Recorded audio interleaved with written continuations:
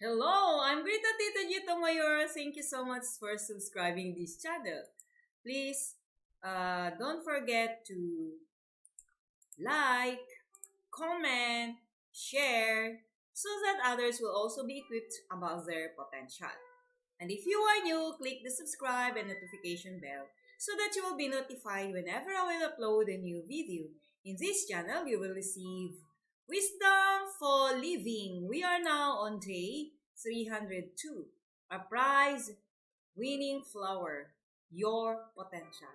So it means your potential. You have a potential that is like a prize winning flower. So what's this prize winning flower? We will know this and understand this if we listen to this video. Our text is found in 2 Peter chapter 3 verse 18. But grow in the grace and knowledge of our Lord and Savior Jesus Christ. To Him be glory both now and forever. So, it says, grow. So, in the knowledge. So, kailangan nating lumago sa ating kaalaman tungkol sa ating Panginoon. Kailangan ding lumago sa mga teaching. Although the teaching and also the teaching of Jesus Christ. What are the teaching of Jesus Christ? Of course, the principles in the kingdom of God. So let's continue to grow.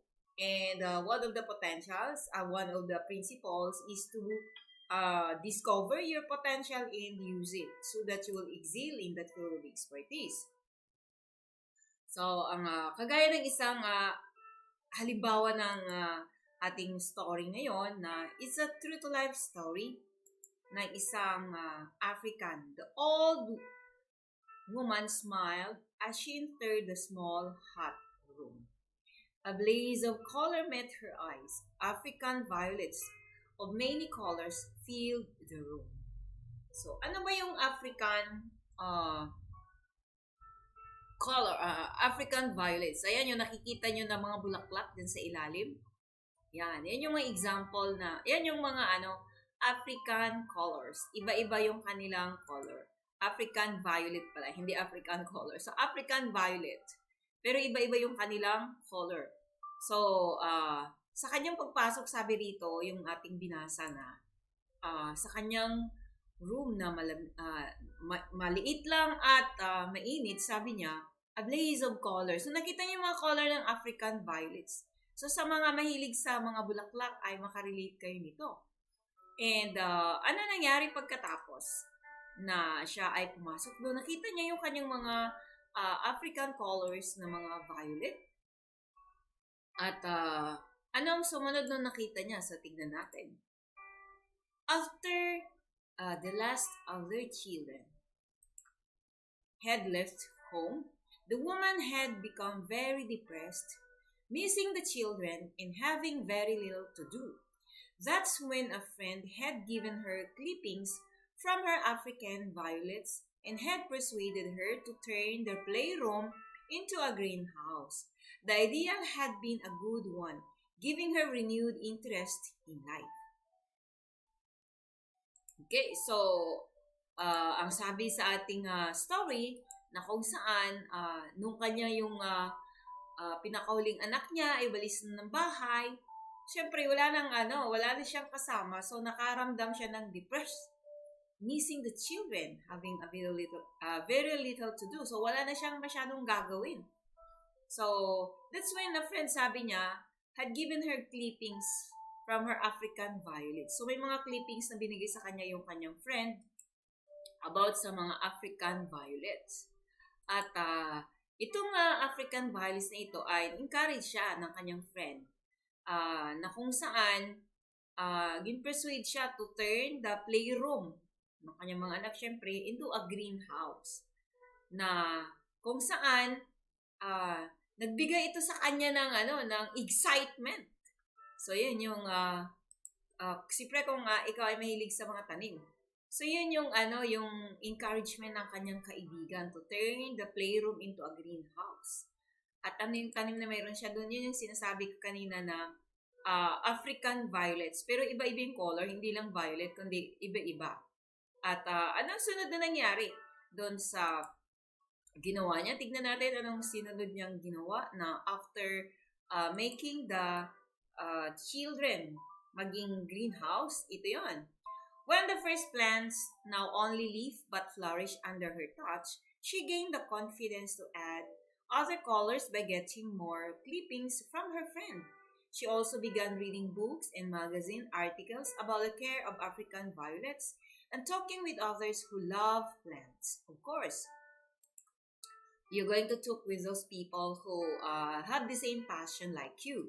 So kapag yun yung passion no, syempre pag nakikipag-usap ka, na-i-excite ka, excited kayo, mas na-inspired ka kasi pare-pareho kayo ng desire, pare-pareho kayo ng passion. So yun yung nag-inspired pa sa kanya at tuloy-tuloy niya yung ginawa. And she spent her time. So dahil yun yung kanyang passion at nag-i-enjoy siya, so yun yung kanyang ginawa. Ayan. She had spent the part of every day in this room, watering her plants, checking for pest, rooting new cuttings, fertilizing the plants that were about to bloom, picking off old blossoms, and rotating the plants so each one received a sufficient light. Even the day her husband had died, she had wandered in here to find solace among her friends as she had come to think of her plants. So, nag-enjoy siya sa kanyang mga plants kasi mahilig siya. So, yun yung kanyang pinagtuunan. Kumbaga, dahil sa kahit nung namatay yung kanyang asawa, ay nag-spend siya rin ng time dito kasi saan, sa ganda ba naman kung mahilig ka sa mga tanim, di ba? Sa ganda ng mga African violets na kanyang mga tanim. So, yun example lang na kung makikita mo, na sa atin yata parang mga example ng piconia. Parang family ng ganun. Pero yan yung nakikita nyo. Ipakita ko sa inyo ulit yung susunod. Yung African violet, yung nakikita nyo sa mga slide na pinapakita ko. Ayan. So, yan yung mga African violet. At ano yung sunod na ginawa niya? Kumbaga nagiging habit niya. Kasi he spent time here.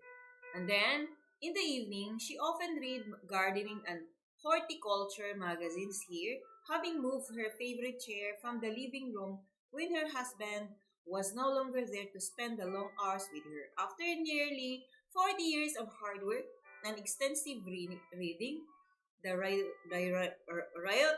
riotous color that surrounded her revealed the success of her effort. So, imagine, yun yung focus niya ngayon. So, ibig sabihin, doon siya nag-focus na una, i-turn niya lang into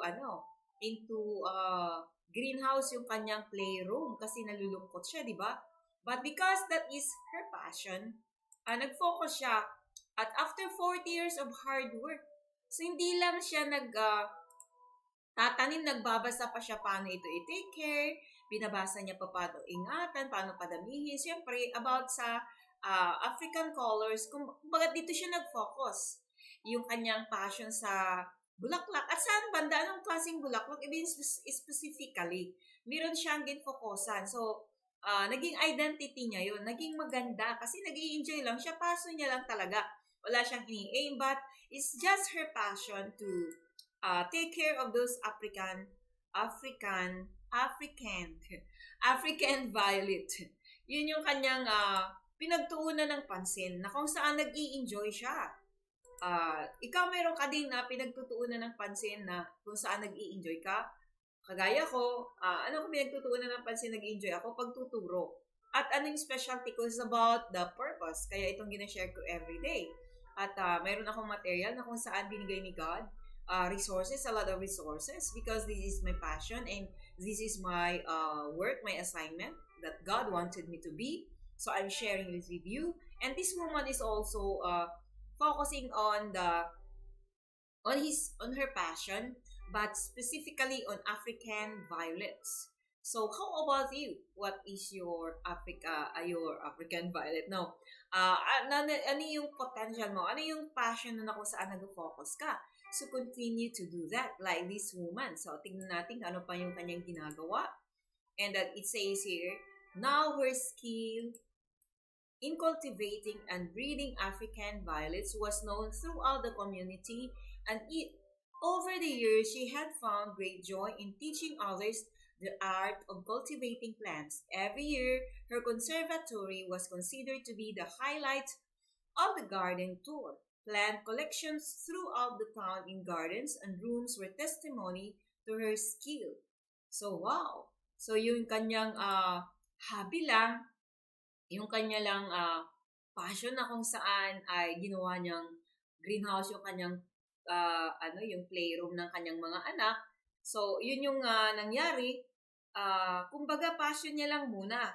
So, dahil natutuwa siya, nag-i-enjoy siya, tapos nag-focus siya doon, nagbasa siya, nakikipag-usap siya dun sa mahilig sa mga bulaklak na ganyan, African violet. So, nag-enjoy siya. So, pag pinaganda na yan, pinaganda, at nagbabasa siya na nagbabasa tungkol sa pag-cultivate, paano ito ayusin, ingatan, at everyday, gina-care niya ito, inaayos-ayos, inaalis siyempre yung mga pesti, yung mga laya, yung mga bulaklak na laya na. So, yan yung kanyang ginagawa. And he learned also the cultivating and breeding African violets. So, dahil doon ay naging kilala siya dahil sa kanyang garden, dahil sa kanyang passion, dahil sa kanyang ginagawa.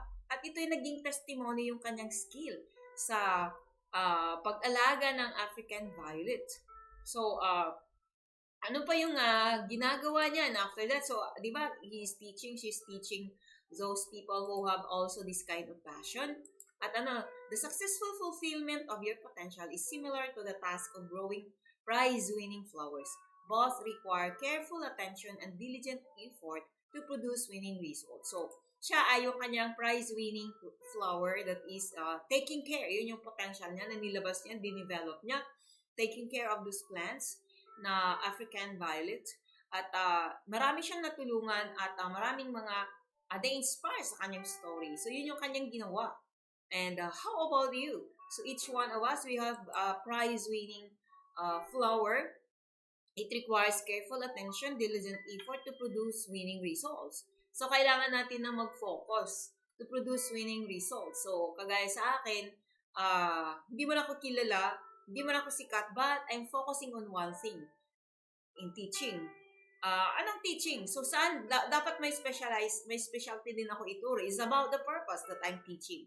So, that work that God wanted you to be. So, yun yung topic ko na paboritong ituro. At doon ako nagpo-focus. At yun yung content ng aking mga tinuturo dito sa aking channel, sa YouTube channel na inyong pinapakinggan. So, yan yung content niya na kung saan dyan ako nag-focus at paborito ko siyang ituro. At paborito ko siya dahil naranasan ko at gusto ko rin ibahagi. That's my burden that young people, other people also discover their potential and their work, what God wanted them to be and what God wanted you to do. So, what is your potential that you are focusing, the gift that you have discovered, that you are focusing, that you are developing. So, continue to do that. Because one day like this woman, na kung saan ay nag-focus siya doon at passion niya lang yon. Gusto niya matuto na maging maayos yung kanyang garden, hanggang naging mentor siya na kung saan nagtuturo siya sa ibang mga interesado rin may passion kagaya niya. So, how about you? This is my question. What is your prize-winning flower that you are focusing? The potential or gift that you are focusing, your passion that you are focusing on, and that will become your prize-winning flower. So what is your prize-winning flower? So if you have, just leave a comment below. So that's all. Thanks for watching. God bless.